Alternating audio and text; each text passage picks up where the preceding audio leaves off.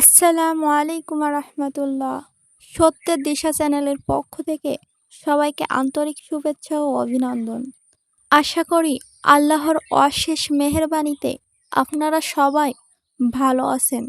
আজকে আপনাদের সঙ্গে আলোচনা করব, এর আগের ভিডিওতে আপনারা জেনেছেন মৃত্যুর নিকটবর্তী হলে যে দোয়াটি পড়তে হয়। এই দোয়াটি আরও একটা নতুন আমল। এটা সকাল সন্ধ্যা এবং দিনে 100 বার যদি আপনারা এই দোয়াটি পাঠ করেন, তাহলে মৃত্যু যতই নিকটবর্তী আসুক না কেন আপনি কোনো ভয় পাবেন না এবং হজরত মুহাম্মদ সাল্লাল্লাহু আলাইহি সাল্লাম আপনার পাশে আপনার সঙ্গেই মোলাকাত করবে। তো চলুন আজকে সেই গুরুত্বপূর্ণ আমলটি আমরা জেনে নিই। তা জানার আগে আপনারা যারা আমার চ্যানেলে নতুন হয়েছেন অবশ্যই আমার চ্যানেলটি সাবস্ক্রাইব করে রাখবেন এবং পাশে থাকা বেল বাটনটি অবশ্যই বাজিয়ে দিবেন। তো চলুন আর দেরি না করে আমরা জেনে নিই মৃত্যু নিকটবর্তী অনুভব হলে কোন দোয়াটি পড়তে হয়।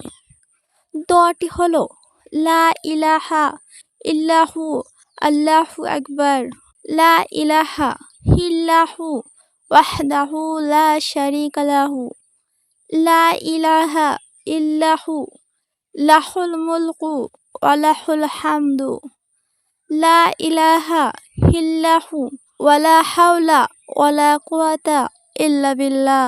এই দোয়াটি পাঠ করলে মৃত্যু যতই নিকটবর্তী আসুক আপনার কোনো ভয় পাবেন না। দোয়াটি আরও একবার জেনে নিন।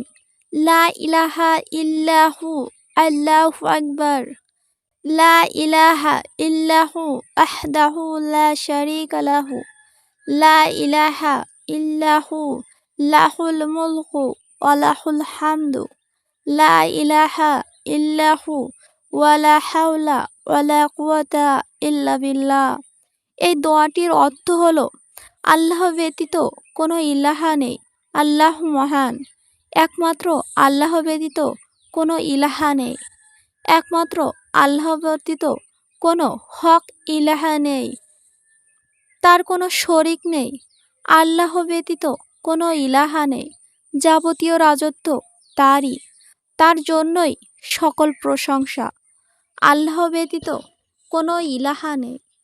আল্লাহর সাহায্য ছাড়া পাপ কাজ থেকে দূরে থাকা কোনো উপায় এবং কোনো শক্তি নেই। এই দোয়াটি দিনে 100 বার পাঠ করলে আপনার মৃত্যু যতই নিকটবর্তী আসুক না কেন আপনার কোনো ভয় হবে না। এছাড়াও আপনারা দিনের পথে চলবেন, আল্লাহর সব সময় বেশি বেশি ইবাদত করবেন, তাহলে আপনাদের মৃত্যুর সময় কোনো ভয় হবে না।